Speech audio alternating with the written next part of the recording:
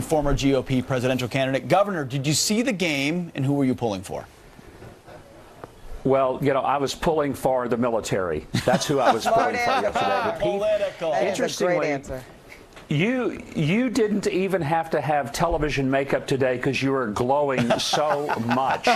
It's just that's real. It's almost shameless. Wait, so, Governor, but did you congratulations say to Army. or gloating? Gloating is what I thought I heard. We had a little wager, Governor, and I was pulling for Navy, and Pete is letting me know at every segment. Well, speaking of gloating, so your boat sunk yesterday, Griff. That's the sad thing. That's right, Governor. That's right. That's right. Well, speaking of a little bit of gloating, the media wants to find any reason to take down this presidency, and multiple media backtracks on Russia reporting this week have put their missteps in the spotlight, and they put a fork in the collusion narrative. You know, you got Bloomberg, you got ABC, you've got CNN with reports that turned out to be wrong, many of which they've had to correct or apologize for. Does this expose that they've really got no runway on the Russia narrative?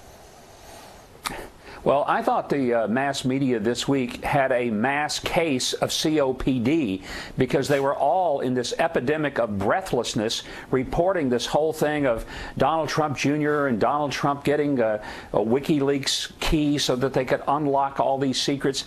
Only one big problem.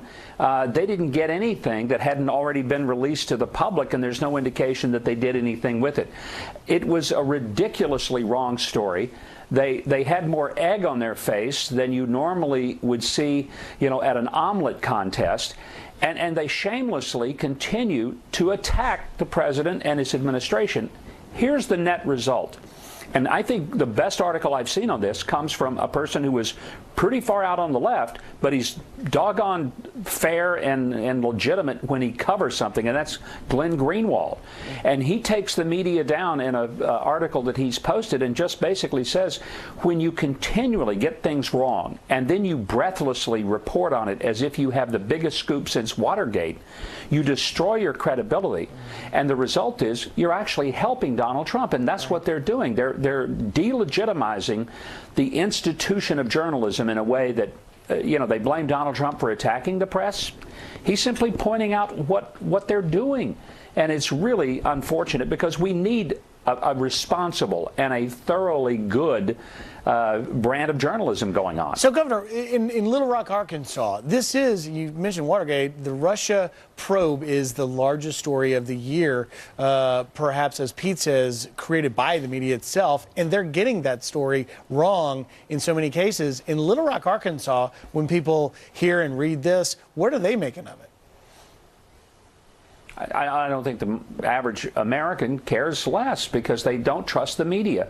And every week when these kind of things happen, they trust it less.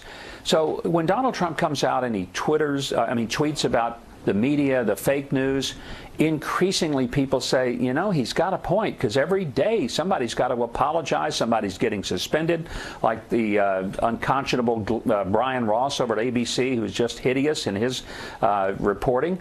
When this stuff keeps happening and they're proven to be wrong over and over, then they act like that it's Donald Trump's fault, that they don't have any credibility and people aren't taking them seriously. It's a great opportunity for journalism to take an inward look and say, it's not our job to tell people what to think.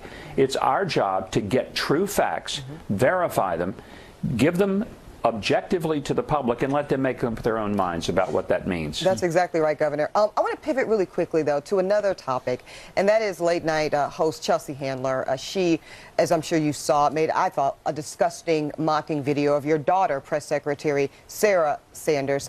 And this is my thing, Governor. As you know, I have very little crossover politically with your daughter, but I have to tell you, I think she's doing an incredible job in a very difficult role, and I was sickened by this display of just anti-feminism and anti-professionalism from Chelsea Handler. What's your reaction as both a politician and also a father? Well, as a father, you never like to see this kind of stuff on your kids. But, you know, my daughter's an adult. She's lived in the political arena her whole life. She understands it. She gets it. She doesn't particularly like it. But it doesn't get to her like I'm sure Chelsea Handler wishes it did. It's good to hear. My daughter's a very balanced person. She wakes up every morning to a loving husband, to 3 adorable children whose arms circle her neck. And it's something that gives her a balance that I feel sorry for Chelsea Handler. It's not something she understands. Her vicious attacks are beginning to backfire on her. And, you know, she's called a late-night host. I think it's so late now that she's not on anymore. Epic shade from Governor Huckabee. Wow.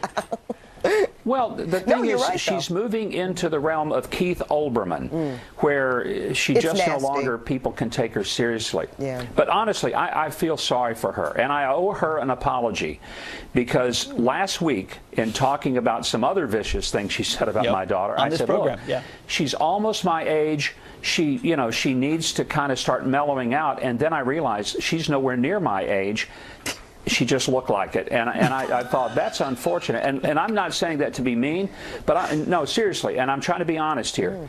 When people are bitter and they live their lives in anger and hostility toward others, it shows. It takes away a countenance that people need. And I'm not trying to be funny.